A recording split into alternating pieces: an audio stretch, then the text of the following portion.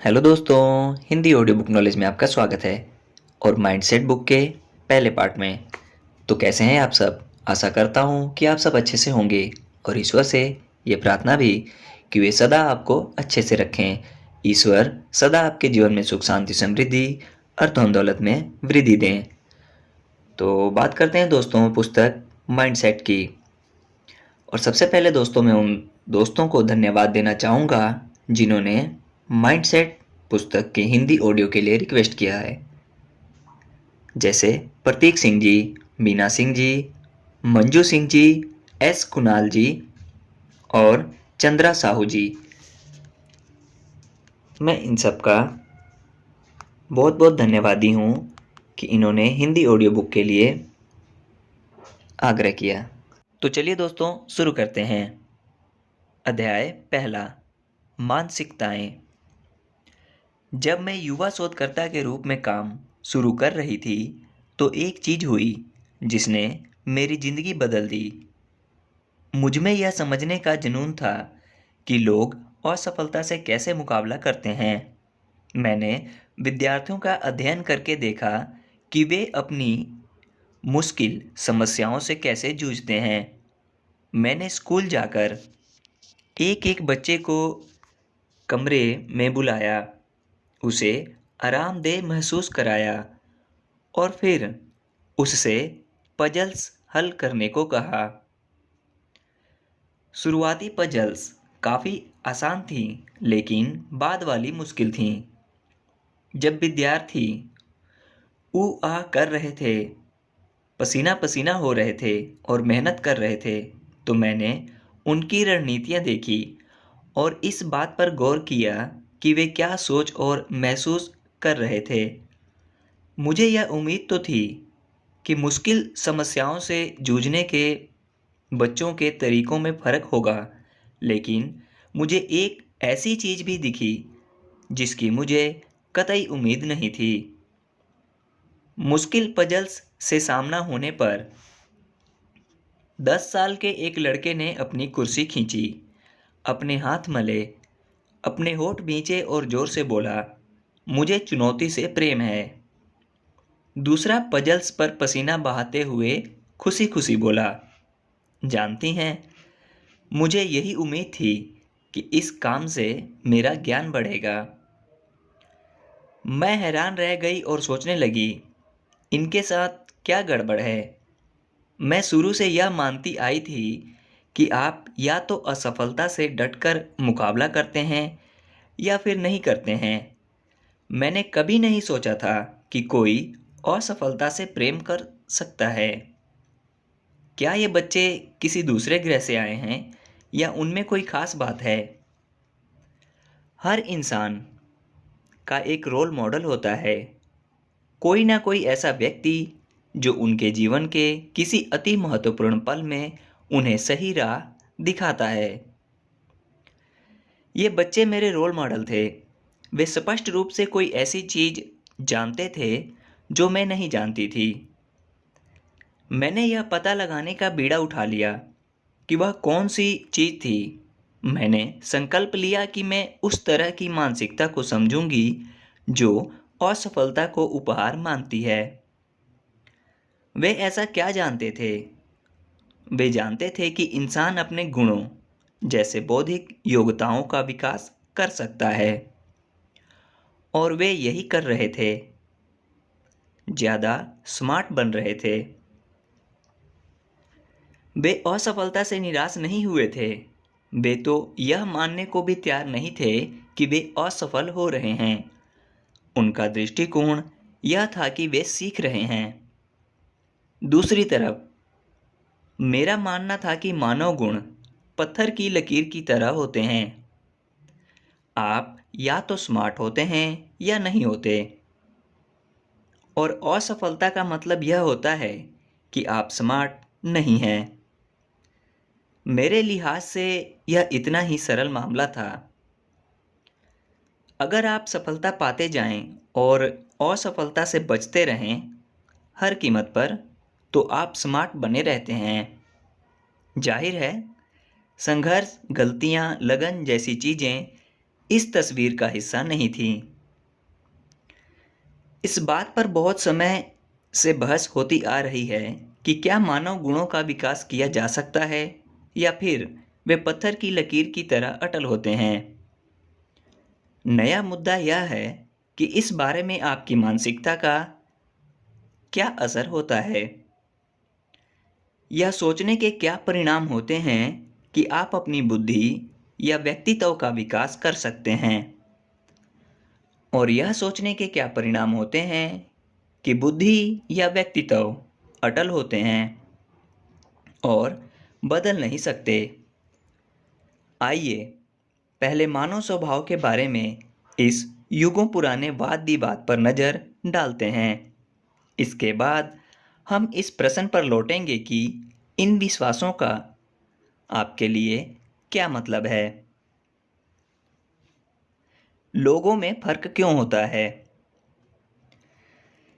जब से संसार शुरू हुआ है तब से लोग एक दूसरे से अलग तरीके से सोचते आए हैं, अलग तरीके से काम करते आए हैं और उन्हें अलग अलग परिणाम मिले हैं।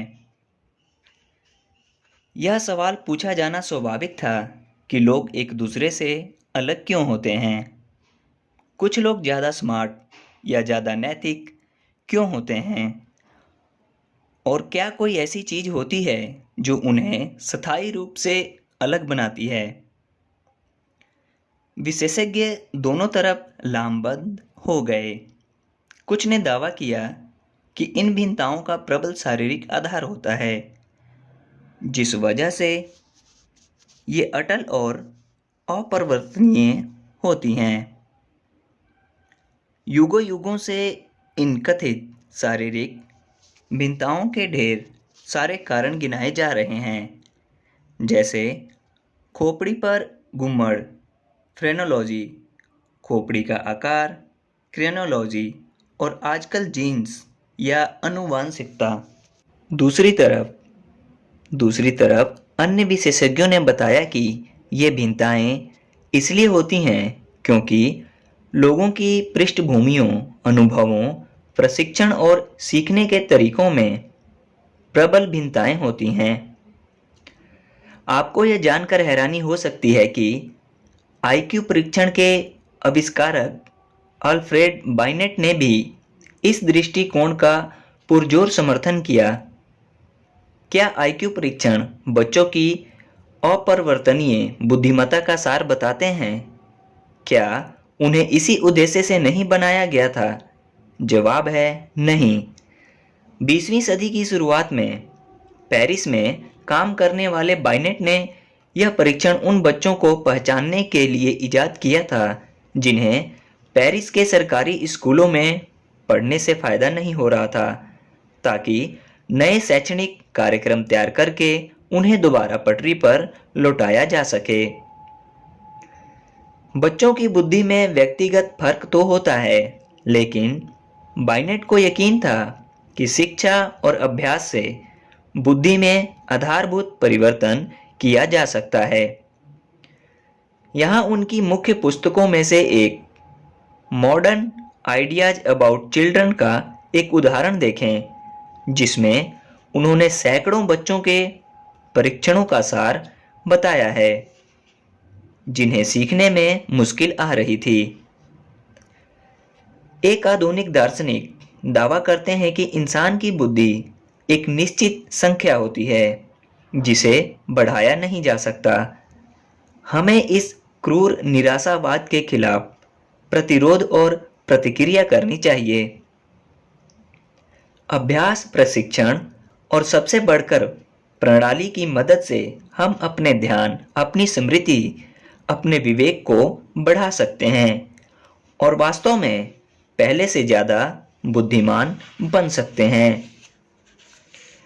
सही कौन है? आज अधिकतर विशेषज्ञ सहमत हैं कि यह या वह वाली बात नहीं है। प्रकृति या परिवरिश, जीन्स या परिवेश जैसा कोई द्वंद्व नहीं है। गर्भाधान के बाद से दोनों में पारस्परिक आदान प्रदान लगातार चलता रहता है। वास्तव में जैसा शीर्ष न्यूरोसाइंटिस्ट गिलबर्ट गॉटलिब ने कहा है, जब हम विकसित होते हैं तो ना सिर्फ जीन्स और परिवेश सहयोग करते हैं, बल्कि जीन्स को सही तरीके से काम करने के लिए परिवेश से जानकारी जरूरी होती है। साथ ही वैज्ञानिक यह भी सीख रहे हैं कि लोगों में जीवन भर सीखने और मस्तिष्क का विकास करने की इतनी ज़्यादा क्षमता होती है जिसकी वे कल्पना भी नहीं कर सकते। जाहिर है, हर व्यक्ति के पास एक अनूठा जेनेटिक उपहार होता है। लोग अलग अलग स्वभावों और अलग अलग कौशल के साथ शुरुआत करते हैं, लेकिन यह स्पष्ट है कि अनुभव, प्रशिक्षण और व्यक्तिगत प्रयास आगे की राह पर बहुत फर्क डाल सकते हैं। बुद्धि के वर्तमान युग के गुरु रॉबर्ट स्टर्नबर्ग लिखते हैं कि लोग विशेषज्ञता हासिल कर पाते हैं या नहीं, इसमें मुख्य घटक कोई निश्चित पूरी योग्यता नहीं है, बल्कि उद्देश्यपूर्ण संलग्नता है, या जैसा उनके पूर्ववर्ती बाइनेट ने पहचाना था, जो लोग सबसे स्मार्ट बनकर शुरुआत करते हैं वे अंत में हमेशा सबसे स्मार्ट नहीं होते हैं। इन सब का आपके लिए क्या मतलब है? दो मानसिकताएं। वैज्ञानिक मुद्दों पर विशेषज्ञों की राय एक बात है, यह समझना दूसरी बात है कि ये दृष्टिकोण आपके जीवन पर कैसे लागू होते हैं। मैं 30 साल से शोध कर रही हूं और इसका सार यह है कि आपका दृष्टिकोण इस बात पर गहरा असर डालता है कि आप अपनी जिंदगी कैसे जीते हैं। इसी से यह तय होता है कि क्या आप वह व्यक्ति बनते हैं जो आप बनना चाहते हैं, और क्या आप वे चीजें हासिल कर पाते हैं जिन्हें आप महत्वपूर्ण मानते हैं। यह कैसे होता है? एक सरल विश्वास या मान्यता में आपके मनोविज्ञान और इसके फलस्वरूप आपके जीवन को बदलने की शक्ति कैसे हो सकती है। जब आपको यह विश्वास होता है कि आपके गुण पत्थर की लकीर हैं, तो आप निश्चित मानसिकता के तहत काम करते हैं। इससे आपको खुद को बार बार स्मार्ट साबित करने की जरूरत महसूस होती है। अगर आपके पास बुद्धि की निश्चित मात्रा है, निश्चित व्यक्तित्व है और निश्चित नैतिक चरित्र है, तो आपको इन्हें तथा खुद को श्रेष्ठ साबित करने की जरूरत महसूस होती है। इस मानसिकता के इन सबसे बुनियादी गुणों के मामले में कमतर दिखना या महसूस करना नहीं चाहते हैं। हम में से कुछ लोगों को बचपन से ही इस मानसिकता का प्रशिक्षण दे दिया जाता है। बचपन से ही मैं स्मार्ट बनने पर केंद्रित थी, लेकिन मुझ में निश्चित मानसिकता भरने का श्रेय छठे ग्रेड की टीचर श्रीमती विल्सन को जाता है। अल्फ्रेड बाइनेट के विपरीत वे मानती थीं कि लोगों के आईक्यू स्कोर ही उनकी बुद्धि की पूरी कहानी बता देते हैं। वे हमें आईक्यू के क्रम में क्लास में बैठाती थीं। वे केवल सर्वोच्च आईक्यू वाले विद्यार्थियों को ही झंडा उठाने, बोर्ड साफ करने या प्रिंसिपल के पास चिट्ठी लेकर जाने का काम सौंपती थी। उनकी आलोचना से हर दिन पेट में दर्द होने लगता था। इसके अलावा यह मानसिकता भी बन जाती थी जिसमें क्लास के हर विद्यार्थी के दिलो दिमाग पर एक ही लक्ष्य हावी हो जाता था, स्मार्ट दिखो, मूर्ख मत दिखो। कोई क्यों सीखने की परवाह करता, सीखने का आनंद लेता? क्योंकि जब भी वे हमारा टेस्ट लेती थीं या क्लास में हमें कुछ सिखाती थीं, तो हमारा पूरा अस्तित्व ही दांव पर लगा होता था। मैंने बहुत से लोगों को देखा है जिनके दिलो दिमाग पर खुद को साबित करने का लक्ष्य हावी रहता है, क्लास में, कैरियर में और संबंधों में। हर स्थिति में वे अपनी बुद्धि, व्यक्तित्व या चरित्र की पुष्टि करने का तरीका खोजते हैं। वे हर स्थिति का मूल्यांकन करते समय सोचते हैं, मैं सफल होऊंगा या असफल, मैं स्मार्ट दिखूंगा या मूर्ख, मुझे स्वीकार किया जाएगा या अस्वीकार, मैं विजेता जैसा महसूस करूंगा या पराजित जैसा। लेकिन क्या हमारा समाज बुद्धि, व्यक्तित्व और चरित्र को महत्व नहीं देता है? क्या इन गुणों को चाहना सामान्य नहीं है?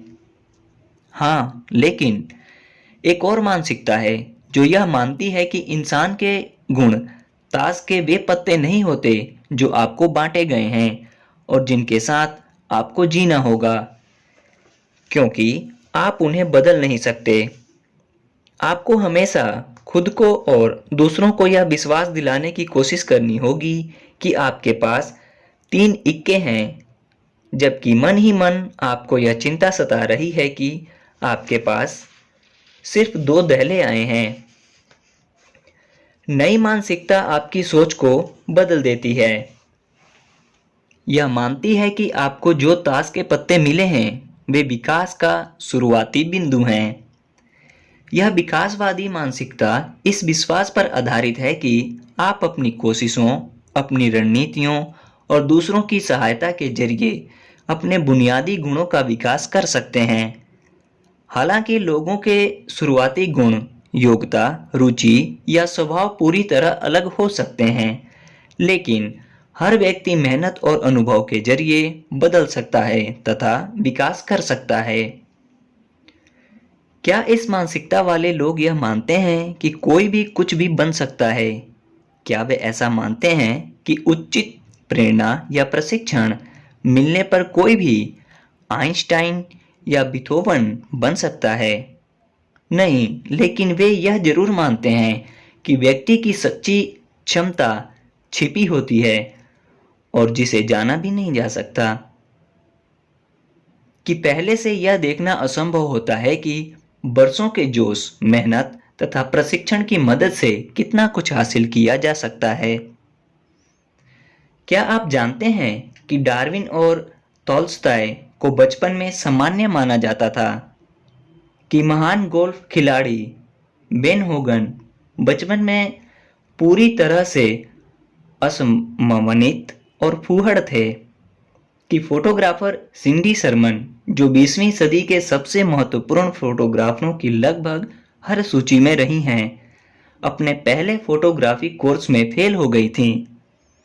क्या आप जानते हैं कि जेरेल्डाइन पेज, जो हमारी सबसे बड़ी अभिनेत्रियों में से एक हैं, को प्रतिभा ना होने की वजह से अभिनय छोड़ने की सलाह दी गई थी? आप यह देख सकते हैं कि वांछित गुणों को विकसित किया जा सकता है। इस विश्वास से सीखने के प्रति जोश बढ़ता है। बार बार यह साबित करने में समय बर्बाद क्यों करना कि आप कितने महान हैं, जबकि उस समय में आप बेहतर बन सकते हैं। कमियों को दूर करने के बजाय उन्हें क्यों छिपाएं? अपने आत्मगौरव को टेक लगाने वाले मित्रों या साझेदारों की तलाश क्यों करें, जबकि आप खुद को विकास की चुनौती देने वाले मित्रों या साझेदारों की तलाश कर सकते हैं। और आजमाए हुए तथा पुराने अनुभवों को क्यों चाहें, जबकि आप ऐसे अनुभव हासिल कर सकते हों जो आपकी क्षमता तथा योग्यता को बढ़ाएं। लगातार अपनी क्षमता का विस्तार करना और पूरे जोश से करना, जब खासकर यह अच्छा नहीं चल रहा हो, विकासवादी मानसिकता की निशानी है। यह वह मानसिकता है जो लोगों के चुनौतीपूर्ण समय में उन्हें विकास करने की अनुमति देती है। दोनों मानसिकताओं का दृष्टिकोण। ये दोनों मानसिकताएं कैसे काम करती हैं, इसे ज़्यादा अच्छी तरह समझने के लिए यह कल्पना करें, जितनी स्पष्टता से आप कर सकते हो, कि आप एक युवा वयस्क हैं जिसका दिन बहुत बुरा जा रहा है। एक दिन आप एक बहुत महत्वपूर्ण विषय की क्लास में जाते हैं जिसे आप बहुत पसंद करते हैं। प्रोफेसर पूरी क्लास को मिड टर्म टेस्ट के परिणाम बताते हैं। आपको C+ मिला है। आप बहुत निराश हैं। उस शाम घर लौटते समय आपका गलत पार्किंग के लिए चालान कट जाता है। बहुत कुंठित होकर आप अपने सबसे अच्छे मित्र को फोन करके अपना दुखड़ा सुनाना चाहते हैं, लेकिन वह व्यवस्था की बात बोलकर आपका फोन रख देता है। आप क्या सोचेंगे? आप क्या महसूस करेंगे? आप क्या करेंगे? जब मैंने निश्चित मानसिकता वाले लोगों से पूछा तो वे बोले, मैं महसूस करूंगा कि मुझे पूरी तरह अस्वीकृत कर दिया गया है। मैं समझूंगा कि मैं पूरी तरह से असफल हूँ, मैं मूर्ख हूँ, मैं पराजित हूँ, मैं अयोग्य और मूर्ख महसूस करूंगा। हर व्यक्ति मुझसे बेहतर है, मैं कचरा हूँ। दूसरे शब्दों में जो हुआ है उसे वे अपनी अक्षमता और योग्यता का सीधा पैमाना मान रहे हैं। वे अपने जीवन के बारे में यह सोचने लगेंगे, मेरा जीवन दयनीय है, मेरी कोई जिंदगी नहीं है, भगवान मुझे पसंद नहीं करता, संसार मेरे पीछे हाथ धोकर पड़ा है, हर कोई मुझे बर्बाद करना चाहता है, कोई भी मुझसे प्रेम नहीं करता, हर व्यक्ति मुझसे नफरत करता है, जीवन अन्यायपूर्ण है और तमाम कोशिशें बेकार हैं, जीवन घटिया है, मैं मूर्ख हूँ, मेरी जिंदगी में एक भी अच्छी चीज नहीं होती, मैं इस संसार का सबसे बदकिस्मत इंसान हूँ। माफ करें और गौर करें, यहाँ मृत्यु और विनाश जैसा कुछ भी नहीं हुआ था। बस एक बुरा ग्रेड मिला था, चालान कटा था और एक खराब फोन कॉल रहा था। क्या ये लोग आत्मगौरव की कमी के शिकार थे? क्या वे पत्ते उठाने वाले निराशावादी थे? नहीं। जब वे असफलता से नहीं जूझते हैं तब वे उतने ही योग्य और आशावादी और उतने ही प्रतिभाशाली तथा आकर्षक महसूस करते हैं जितने कि विकासवादी मानसिकता के लोग करते हैं। तो वे कैसे जूझेंगे? मैं किसी भी चीज में इतना ज्यादा समय और प्रयास लगाने की जहमत नहीं उठाऊंगा। दूसरे शब्दों में, दोबारा किसी को भी अपनी आकलन करने की अनुमति नहीं दें। कुछ नहीं करूंगा, बिस्तर पर पड़ा रहूंगा, शराब के नशे में धुत हो जाऊंगा, खाऊंगा, अगर मौका मिलेगा तो किसी पर चिल्लाऊंगा, चॉकलेट खाऊंगी, संगीत सुनूंगी और मुंह फुला लूंगी, अपने दबड़े में जाकर बैठूंगा, किसी से झगड़ लूंगा, रोऊंगी, कोई चीज तोड़ दूंगी। करने के लिए है ही क्या? करने के लिए है ही क्या? आप जानते हैं, मैंने इस प्रसंग में ग्रेड को जानबूझकर F के बजाय C+ लिखा था। और इस बात पर भी गौर करें कि यह अंतिम परीक्षा नहीं बल्कि मिड टर्म परीक्षा थी। इस बात पर भी विचार करें कि उनका सिर्फ चालान कटा था, कार दुर्घटना नहीं हुई थी।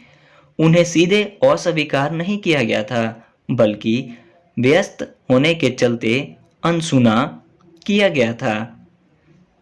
कोई भी विनाशकारी चीज नहीं हुई थी जिसे ठीक ना किया जा सकता हो, लेकिन निश्चित मानसिकता ने इतने कम कच्चे माल से ही पूर्ण असफलता और लकवे की भावना उत्पन्न कर ली। जब मैंने विकासवादी मानसिकता वाले लोगों को यही प्रसंग दिया तो उन्होंने यह कहा, वे यह सोचेंगे, मुझे क्लास में ज़्यादा कड़ी मेहनत करने की ज़रूरत है, कार ज़्यादा सावधानी से पार्क करनी चाहिए और मेरे ख्याल से शायद मेरे मित्र का दिन खराब रहा होगा। C+ से मुझे यह पता चलता है कि मुझे क्लास में बहुत कड़ी मेहनत करनी चाहिए, लेकिन मेरे पास बाकी सेमेस्टर हैं जिसमें मैं अपना ग्रेड सुधार सकता हूँ। इस तरह की कई बहुत सारी बातें कही गई थीं, लेकिन मैं सोचती हूँ इस तरह की और भी कई बहुत सारी बातें कही गई थीं, लेकिन मैं सोचती हूँ कि आप समझ गए होंगे वे कैसे जूझेंगे। सीधे मैं उस क्लास में अपने अगले टेस्ट के लिए ज़्यादा मेहनत से या अलग तरीके से पढ़ाई करूँगा। मैं चालान का जुर्माना भर दूंगा और अपने सबसे अच्छे मित्र के साथ अगली मुलाकात में मामले को सुलझाऊंगा। मैं विश्लेषण करूंगा कि परीक्षा में मैंने क्या गलत किया था, इससे बेहतर करने का संकल्प करूंगा। चालान की रकम भर दूंगा और यह पता लगाऊंगा कि मेरा मित्र किस उलझन में है। विचलित होने के लिए आपको एक या दूसरी मानसिकता होने की जरूरत नहीं है। कौन नहीं होगा? खराब ग्रेड या मित्र या प्रियजन का तिरस्कार, ये मजेदार घटनाएं नहीं हैं। कोई भी खुश होकर अपने होठ नहीं चाट रहा था, लेकिन विकासवादी मानसिकता वाले ये लोग खुद पर ठप्पे नहीं लगा रहे थे और अपने हाथ समर्पण की मुद्रा में खड़े नहीं कर रहे थे। हालांकि वे तनावग्रस्त तो महसूस कर रहे थे, लेकिन वे जोखिम लेने, चुनौतियों का सामना करने और उन पर काम करने के लिए तैयार थे। तो नया क्या है? क्या यह इतना नया विचार है? हमारी बहुत सी कहावतें जोखिम के महत्व और लगन की शक्ति पर जोर देती हैं, जैसे जोखिम नहीं तो लाभ नहीं, और अगर आप पहले पहल सफल नहीं होते तो दोबारा बार बार कोशिश करें, रोम के या रोम एक दिन में नहीं बना था। वैसे मुझे यह जानकर आनंद आ गया कि रोम वाली बात इटली में भी कही जाती है। सचमुच आश्चर्यजनक बात यह है कि निश्चित मानसिकता वाले लोग इससे सहमत नहीं होते हैं। इसके बजाय वे यह मानते हैं, कोई जोखिम नहीं तो कोई हानि नहीं। अगर आप पहले पहल सफल नहीं होते हैं तो आप में शायद योग्यता ही नहीं है।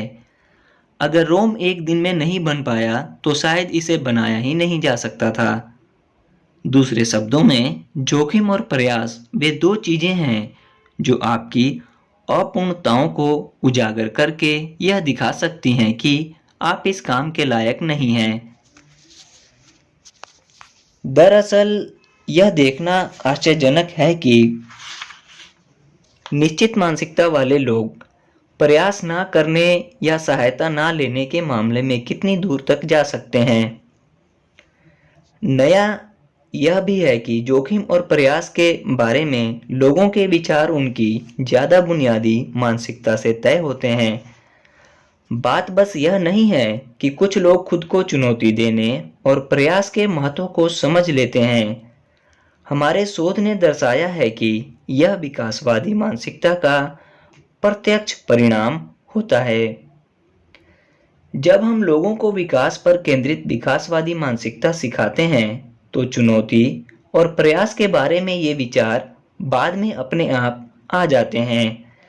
इसी तरह बात बस यह नहीं है कि कुछ लोग चुनौती और प्रयास को नापसंद कर देते हैं। जब हम अस्थायी तौर पर लोगों को निश्चित मानसिकता में पहुंचा देते हैं जो गुणों के स्थायी होने पर केंद्रित होती है, तो वे तुरंत चुनौती से डर जाते हैं और प्रयास को कम महत्व देने लगते हैं। हम प्राय देखते हैं कि विश्व के सबसे सफल लोगों के 10 रहस्य जैसी पुस्तकें दुकानों की शेल्फों पर सजी रहती हैं, और ये पुस्तकें कई उपयोगी सलाहें भी दे सकती हैं, लेकिन वे आमतौर पर असंबद्ध संकेतों की सूची होती हैं, जैसे ज्यादा जोखिम लें या खुद पर भरोसा करें। हालांकि आप ऐसा करने वाले लोगों की कद्र करते हैं, लेकिन आपके सामने यह कभी स्पष्ट नहीं होता कि ये चीजें आपस में कैसे जुड़ती हैं या आप ऐसे कैसे बने रह सकते हैं। इसीलिए आप कुछ दिनों तक तो प्रेरित रहते हैं, लेकिन विश्व के सबसे सफल लोगों के पास इससे ज्यादा बड़े रहस्य होते हैं। इसके बजाय जब आप निश्चिततावादी और विकासवादी मानसिकताओं को समझना शुरू करते हैं तो आपको सटीकता से दिख जाएगा कि एक चीज दूसरी चीज की तरफ कैसे ले जाती है। आपके गुण पत्थर की लकीर है। यह विश्वास आपको बहुत से विचारों और कार्यों की ओर ले जाता है। दूसरी तरफ आप अपने गुणों का विकास कर सकते हैं। यह विश्वास आपको बहुत सारे अलग विचारों और कार्यों की ओर ले जाता है, जिनके आपको बिल्कुल अलग परिणाम मिलते हैं। इसी को हम मनोवैज्ञानिक अनुभव कहते हैं। ना सिर्फ मैंने इसे लोगों को नई मानसिकता संबंधी अपने शोध में देखा है, बल्कि उन लोगों के पत्र भी मिलते रहते हैं जिन्होंने मेरे शोध पत्र पढ़े हैं। मेरी लिखी बातों में वे खुद को पहचान लेते हैं। जब मैंने आपका लेख पढ़ा तो वास्तव में मैं खुद से बार बार बोली कि यह मैं हूँ, यह मैं हूँ। वे संबंध देख लेते हैं। आपके लेख से मैं बिल्कुल ठगी रह गई। मुझे तो ऐसा लगा जैसे मुझे सृष्टि का रहस्य मिल गया हो। वे अपनी मानसिकता को मुड़ते तथा बदलते हुए महसूस करते हैं। मैं निश्चित रूप से यह कह सकती हूँ कि मेरी खुद की सोच में एक तरह की व्यक्तिगत क्रांति हुई है और यह बड़ी रोमांचक भावना है। और वे इस नई सोच का अभ्यास खुद पर तथा दूसरों पर कर सकते हैं। आपके काम की बदौलत बच्चों के साथ मेरे दृष्टिकोण तथा कामकाज का कायाकल्प हो गया है और मैं शिक्षा को एक अलग चश्मे से देखने लगी हूँ। या मैं आपको बस यह बताना चाहती हूँ कि आपके असाधारण शोध का व्यक्तिगत और व्यवहारिक स्तर पर सैकड़ों विद्यार्थियों पर कितना अधिक प्रभाव पड़ा है। मुझे कोच और व्यावसायिक दिग्गजों के भी ऐसे बहुत से पत्र मिलते हैं। स्वज्ञान, अपनी खूबियों और कमियों के बारे में किसका दृष्टिकोण ज्यादा स्टिक होता है? देखिए, विकासवादी मानसिकता वाले लोग खुद को आइंस्टाइन या बीथोवन तो शायद नहीं मानते होंगे, लेकिन क्या इस बात की ज्यादा संभावना नहीं है कि अपनी योग्यताओं के बारे में उनके जरूरत से ज्यादा ऊंचे दृष्टिकोण होंगे, जिस वजह से वे उन चीजों की कोशिश करेंगे जिनमें वे सक्षम नहीं हैं। वास्तव में अध्ययनों में यह पता चलता है कि लोग अपनी योग्यताओं का सही आकलन नहीं कर पाते हैं। हाल में हमने यह देखने की कोशिश की कि किस मानसिकता वाले लोगों के गलत आकलन करने की सबसे ज्यादा आशंका है। निश्चित रूप से हमने पाया कि लोगों ने अपने प्रदर्शन और योग्यता का बहुत गलत आकलन किया, लेकिन यह गलती पूरी तरह से निश्चित मानसिकता वाले लोगों से हुई। विकासवादी मानसिकता वाले लोग इस संदर्भ में आश्चर्यजनक रूप से स्टिक निकले। जब आप इस बारे में सोचते हैं तो इसमें समझदारी नजर आती है। अगर विकासवादी मानसिकता वाले लोगों की तरह आप भी यह मानते हैं कि आप अपना विकास कर सकते हैं, तो आप अपनी वर्तमान योग्यताओं के बारे में स्टिक जानकारी का स्वागत करेंगे, भले ही यह जानकारी आपको अच्छी ना लगती हो। इतना ही नहीं, अगर आप में सीखने की भी उनके जैसी प्रवृत्ति हो तो प्रभावी ढंग से सीखने के लिए आपको अपनी वर्तमान योग्यताओं के बारे में सटीक जानकारी की जरूरत होती है। लेकिन निश्चित मानसिकता वाले लोगों के मामले में स्थिति बदल जाती है। अगर हर चीज आपके मूल्यवान गुणों के बारे में अच्छी या बुरी खबर होती है, जैसा कि निश्चित मानसिकता वाले लोगों के साथ होता है, तो विकृति लगभग हमेशा तस्वीर में दाखिल हो जाती है। कुछ परिणामों को बढ़ा चढ़ाकर बताया जाता है, बाकी को बहाने बनाकर स्पष्ट किया जाता है, और इससे पहले कि आपको पता चले, आप अपने बारे में रत्ती भर भी जानकारी हासिल नहीं कर पाते हैं। हार्वर्ड गार्डनर ने अपनी पुस्तक एक्स्ट्रा ऑर्डिनरी माइंड्स में यह निष्कर्ष दिया है कि असाधारण व्यक्तियों में अपनी खुद की शक्तियों और कमजोरियों को पहचानने का विशेष गुण होता है। रोचक बात यह है कि यह गुण विकासवादी मानसिकता वाले लोगों में साफ नजर आता है। आगे क्या है? असाधारण लोगों में एक और चीज यह नजर आती है कि उनमें जीवन की असफलताओं को भावी सफलताओं में बदलने का विशेष गुण होता है। सृजनात्मक शोधकर्ता इस बात से सहमत हैं। 143 सृजनात्मक शोधकर्ताओं का सर्वे किया गया था।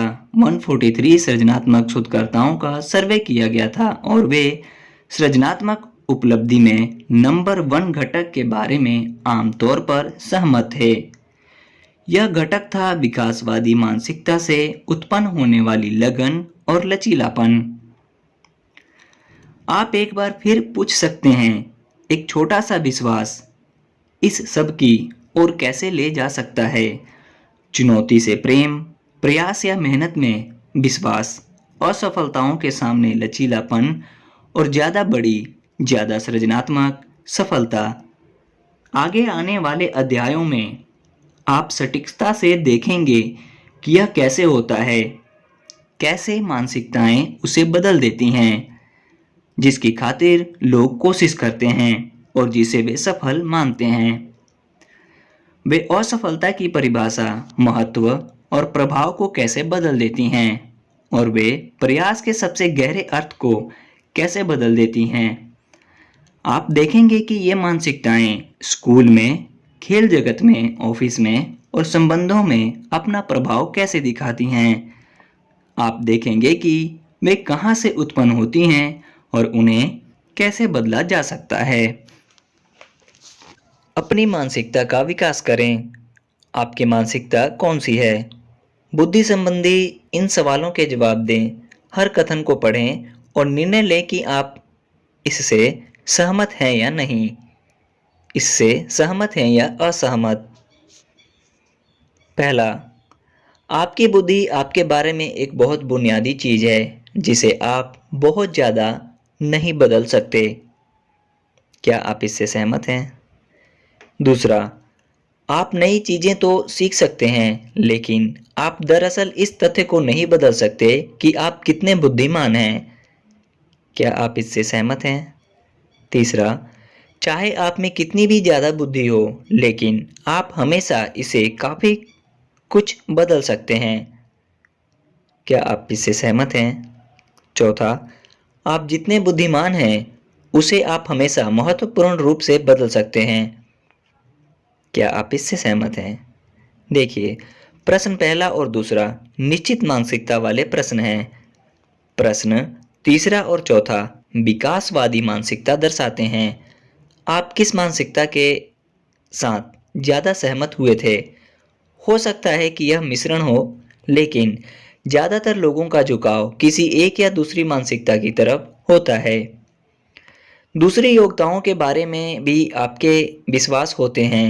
आप बुद्धि के बदले में कलात्मक प्रतिभा, खेल योग्यता या व्यावसायिक योग्यता भी रख सकते हैं।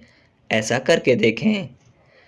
यह सिर्फ आपकी योग्यताओं के बारे में ही नहीं है, यह आपके व्यक्तिगत गुणों के बारे में भी है।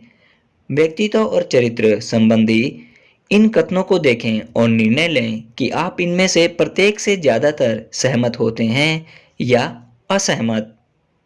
पहला, आप एक निश्चित प्रकार के व्यक्ति हैं और इसे सचमुच बदलने के लिए ज़्यादा कुछ नहीं किया जा सकता।